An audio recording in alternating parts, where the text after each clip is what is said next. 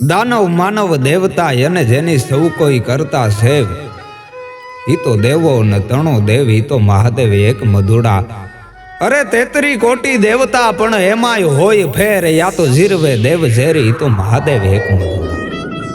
દેવોનો દેવ મહાદેવ ભગવાન રાજાધિરાજ શિવ, જેને મહાદેવની ઉપમા મળી છે. ઈ ભગવાનને મહાદેવ શું કામ કહેવાય? ઈ મહાદેવ ભોળાનાથને જ મહાદેવ શું કામ કહેવાય? જેના ઘરમાં બધા પૂજાતા હોય એને મહાદેવ કહેવાય. એના માટે લખેલો એક મહાદેવનો દુહો કે આરોગે નાગ ઉંદરને અને મારે નાગ મોર, પણ ઓલા જળદર કેરું જોરી, તો મીટાવે વેર ને મધુડા.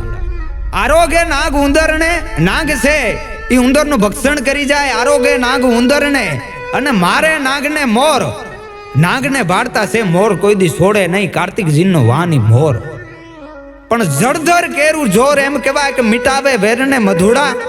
એ ભગવાન શિવનું ઈ જોર કેટલું હશે કે એક ને એક ઘરમાં નાગ પણ રહે, એક ને એક ઘરમાં ઉંદર પણ રહી શકે, અને એક ને એક ઘરમાં ઈ નંદીજી રહે ને ઈના ઈ ઘરમાં પાછા ભવાનીની સવારી ઈ સિંહ પણ રહે.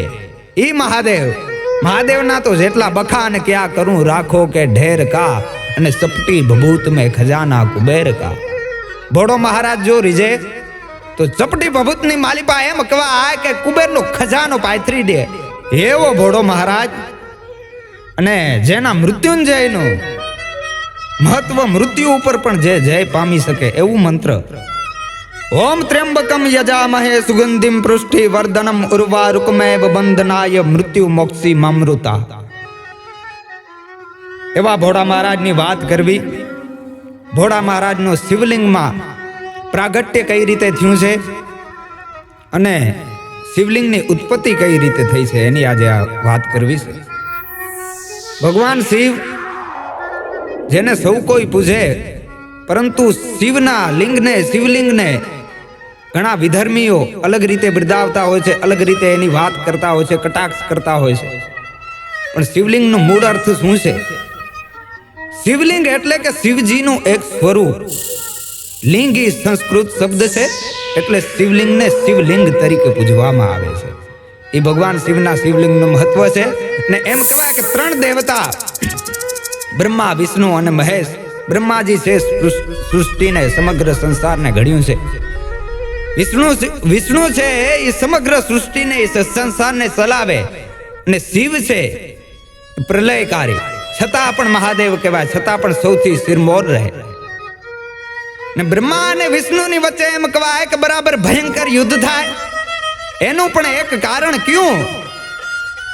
તો કે બ્રહ્માજી કહે કે સમગ્ર દેવતા માંથી હું એક વડેરો દેવ છું. વિષ્ણુજી કહે એ તો હું છું.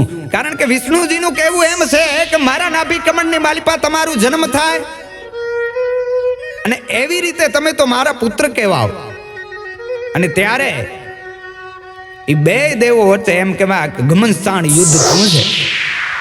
ને ત્યારે વચ્ચે ભયંકર એમ કહેવાય કે લો સ્તંભ આવીને ઊભો રહ્યો. એ ત્યારથી શિવલિંગ એ શિવનું સ્વરૂપ છે. અને 2 દેવો વચ્ચેની સમાધાન કરાવનાર એ કોઈ શક્તિ હોય તો શિવની શક્તિ એ શિવલિંગની શક્તિ છે. શિવલિંગની ઉત્પત્તિ એક કંઈક આવી રીતે થયેલ છે. અને આમ તો આ કંઈક હજારો વર્ષોની વાતું લાગતી હોય, યુગોની વાતું લાગતી હોય, તો માણસ માત્રને એ વાતું પણ ખોટી જણાતી લાગે.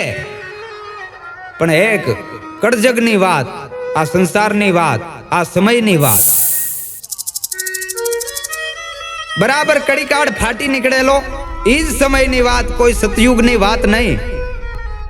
અને એ સમયે ગામડા ગામનો એક સારણ ગીરમાં પોતાના માલ ઢોરને ચારતો એ ચારણ છે.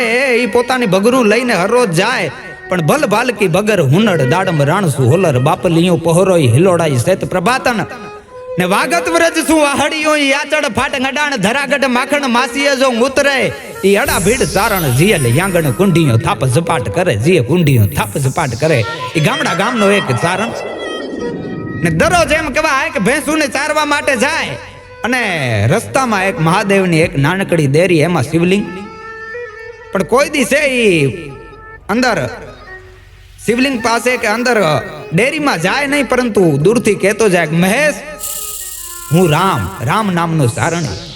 હે મહેશ, હું રામ. પણ દરરોજ એમ કહેવાય કે એનું નિત્યક્રમ થઈ ગયું. અને ઉંબરા થાય ડુંગરા પાદર થીએ પરદેશ, દાંત બધા પડી જાય અને ધોળા થઈ જાય કેસ.